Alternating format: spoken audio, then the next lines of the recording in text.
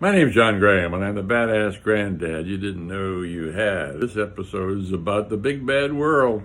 Summer after my freshman year in college, I went over to hitchhike in Europe. I'd saved up enough money, and it seemed like a really great idea. So I did that, and the first ride I got was with a classmate who was headed for Sweden. So I went with him to Sweden. I hadn't planned on Sweden, but I went there, and I was there for like 2 days and couldn't stand it. It was too damn dull. If I was going to have a summer of adventures, I wanted an adventure. It sure as hell wasn't going to happen in Sweden. So I find a ferry heading from Sweden south into East Germany. And I was in the middle of the Cold War, so this was like, could be a real adventure. I get to the other side and I can't hitchhike. They wouldn't let me do that. So they pushed me on a train from the port down to East Berlin. And I get to East Berlin and nobody would sell me any food. And there are all kinds of placards and posters on the buildings with pictures of Lenin and saying nasty things about the United States.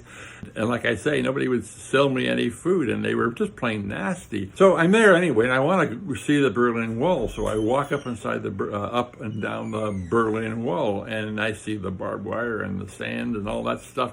And there's a couple soldiers behind me, and I can hear them click and unclick the safeties on their automatic rifles. And all of a sudden, I'm realizing that, boy, have I been naive. This stuff is really serious. The Cold War is real. And it could start right here. It could start right here by a miscalculation, or it could start with a miscalculation on our side. So I'm really waking up to what's going on the planet. Anyway, I'm hungry, so I go down to Checkpoint Charlie, which is the only way into West Berlin. I have a passport, I can do that, and I cross into West Berlin. Point of the story is that there's a big bad world out there, and it's important to pay attention to it, which I had not been doing. It's the same for you. Pay attention to what's going on in the world. Pay attention to what's going on now, today, in Gaza or Iran or wherever, and issues like global warming.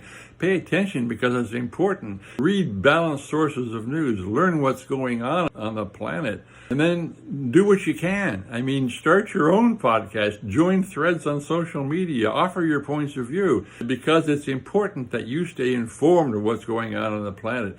And then use your vote. Elect people to higher office who have their heads screwed on straight in terms of foreign policy, who will help keep us safe. Don't think that you're isolated. You're not. You're not isolated at all. And you need to pay attention to what's going on the planet.